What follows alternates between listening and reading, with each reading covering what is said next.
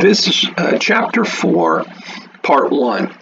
In this chapter, we're going to talk about deviance and the control of deviance. So it's a more sociological chapter because, as we have mentioned before, sociologists have their own way of looking at crime compared to other disciplines like criminal law or psychologists, etc. We use this term deviance. Deviance is any departure from behaviors that are typical, acceptable, or expected. So, deviance can be used to refer to any behaviors that are unusual, and they don't necessarily have to be negative. They could be positive, desirable behaviors that people like, but they're unusual. So some very unusual act of heroism, something that's completely unexpected and unusual and sort of strange, or just is strange, but it turns out to be a good thing. That would be an example of deviance. But that, usually for this class, we just stick with a simpler definition of deviance as being departing from the way that society expects you to behave and departing from the way you're supposed to behave in a negative way, in a way that people disapprove of. The focus here is social, and you're doing things that other people disapprove of. Especially lots of people, say the majority of people or the vast, consensus of people in your society disapprove of your behavior. That's one way of looking at it, is it's something a lot of people disapprove of, or disapprove of a lot, a great deal. Or it could also be behavior that powerful people, that sort of the leaders of a society, the dominant people of the society might disapprove of. So you can look at it in terms of status and power too, that it's behavior that's disapproved of by the people at the top of society. So this term norm, and these are basic sociological terms. Maybe you folks may be familiar with them already, but we want to make sure we're on the same page. So a norm is just a social rule, a rule that society has developed that guides our behavior. So normative behavior, that all refers to behavior that's considered appropriate by society. So if you're engaging in normative behavior, then it's not deviant behavior. Deviant behavior is breaking the rules. Normative behavior is following the rules. Mores, we can kind of divide norms up into the more morally serious ones and the rules that the norms that are less serious. The serious ones we call mores. These are norms with serious moral underpinnings. So an obvious example is the norm, thou shalt not kill. That's an example of a more, because it's not only forbidding behavior or saying that a certain kind of behavior is bad, killing people, but it's seriously bad. It's grievously bad. It's terrible behavior to kill somebody else. Aggressively. Maybe in self-defense it's all right, but aggressively, that's a seriously wrong behavior. So that would be an example of a rule against behavior that would be a more, serious things. And typically they do involve behaviors where people get harmed, and intentional behaviors where people get harmed. By contrast, you have folkways, which is dealing with the less serious matters, morally serious matters. These deal with customs that do not have a strong moral foundation. So custom, what I usually think of when I think of the word custom is something like, well, people dress differently in different societies. They have different ways of doing things, different manners, different courtesies.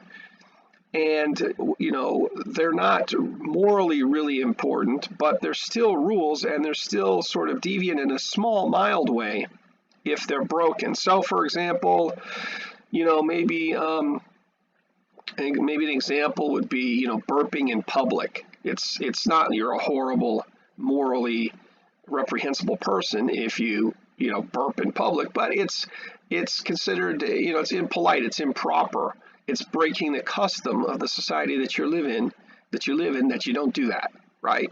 So again, it's considered sort of inappropriate, but not a morally horrible sort of thing, less serious that way. Folkways. So folkways versus mores, less serious versus more serious morally.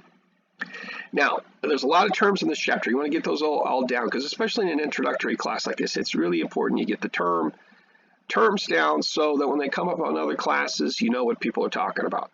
A subculture refers to a group that have norms that depart from the mainstream.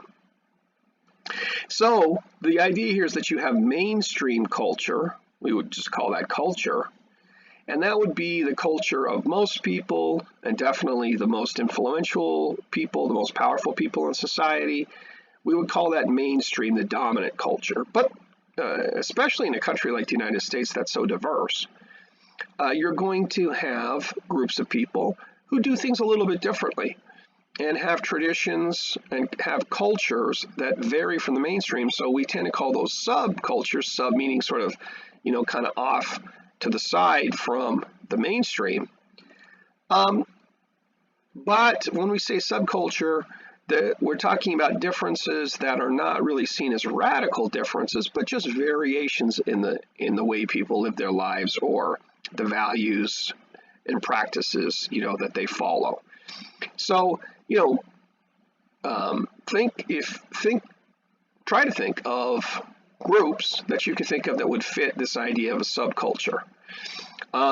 Probably it would be a group that would not be completely separated and apart from society, although, say for example, the Amish would be a group of people who live very differently, kind of segregated and away from other people in a rural agricultural setting.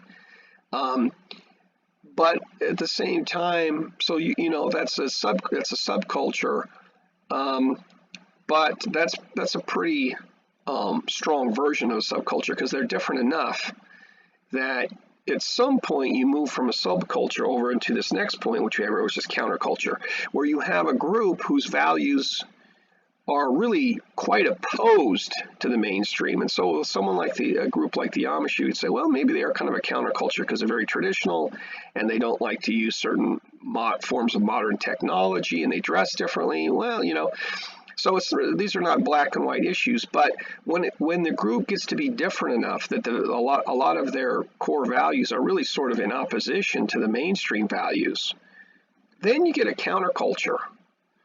Groups with norms that oppose mainstream society. So oppositional, opposing is an important word there. And so think to yourself, what would be examples be of countercultures? I would probably cite as countercultures, for example, criminal gangs would be an example of that. They're organized around crime. Well, crime is counter to the mainstream culture. So, all different kinds of criminal gangs would be examples. If you had cults whose values and beliefs and actions are very opposed to mainstream society, terrorist groups, any sort of organized criminal group, mafia, that sort of thing, is going to be a counterculture because they embrace values that are oppositional to the culture.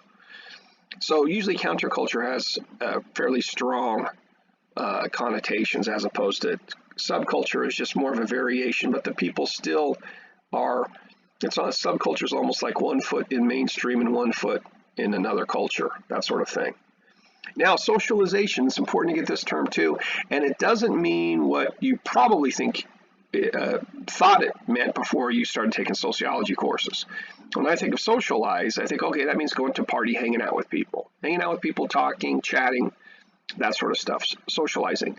And in normal, regular, ordinary English, maybe that's what, that's what it does mean. But in sociology, it has a special, different meaning. Make sure you know this. It's the process by which people learn to conform to social norms. So when a child is born, he or she doesn't know how to behave correctly in lots of different situations. They're without knowledge that way. So they have to be taught step by step as they grow that in different situations, these are the appropriate ways to behave. We can stick with that burping example. A child has to learn that, okay, that's something you don't do in public. That's like inappropriate. It's kind of, bad manners to do something like that in public. A child has to learn that. So the process of learning these 1,000 different ways how to behave in all these different situations, that process is called socialization. And it happens from the beginning of life, and we really learn new things about how to behave throughout our lives. And a lot of this, of course, is concentrated when you're kids and you're young, but society is always evolving all the time, and you as an individual will, throughout your life, find yourself in new groups and new situations that have their own sets of norms about appropriate behavior. And so we're always learning how to behave in different situations, but of course it is most concentrated when you're a child. Socialization can be external or it can be internal. What they mean by external behavior is that you learn how to behave as society wants you to. You learn the norms and how to behave in different situations, but you don't necessarily personally believe that rule is correct and right, and you don't necessarily embrace it 100% personally. So you may be some individual who personally thinks it would be nice if we had public nudity and people could walk around naked. If that was a personal belief of yours, but you realize that you live in a society that doesn't allow that doesn't accept that doesn't do things that way, that the norms, the rules are that you're in public, you wear clothes, you cover yourself up. So you go ahead, you learn those norms, you've been socialized that the proper way to behave is to wear clothes in public. So you go ahead and you follow that rule, but maybe personally you would do it differently if you were king. If you ran society, you would do it differently, right? So that's sort of external socialization. Internal socialization will be when you are taught that people should wear clothes in public, should be covered, and not only are you taught and accept that, okay, that I'm going to wear clothes when I'm out and about, and I'm going to expect other people to do the same, but you actually believe that that's a proper and right rule, that's how things should be done. People should cover up. And I believe that, and I agree with that. So here you have an internalized form of socialization. You not only do it, but you believe it, and you embrace it 100%. Okay, now, primary socialization occurs at early ages by the family, but secondary socialization is taught by non-family, beyond family. But that's almost a little too simple nowadays in America 2020. Primary socialization, yes, that's, we learn a lot from, especially when we're very young, from family members. But nowadays we have a lot of kids who are spending a lot of time in daycare and preschool. We have kids who are spending a lot of time in front of the television. We're spending a lot of time playing video games, social media, et cetera, et cetera. So there's many different forms of socialization going on with kids right now. But we do tend to use this term primary socialization to talk about the people who are sort of closer to the kids, family members. And secondary socialization is being taught by people beyond the family, the media, by people who are not close to the child. School teachers is a little bit of a gray area there, but again, usually this primary socialization is referring to family members. So again, these are just kind of concepts to help us, useful concepts to help us make sense of the world, of these social rules and interactions we have with each other. And they're not always black and white. There's always plenty of gray areas. Okay, let's stop there, and then we'll continue on in part 2.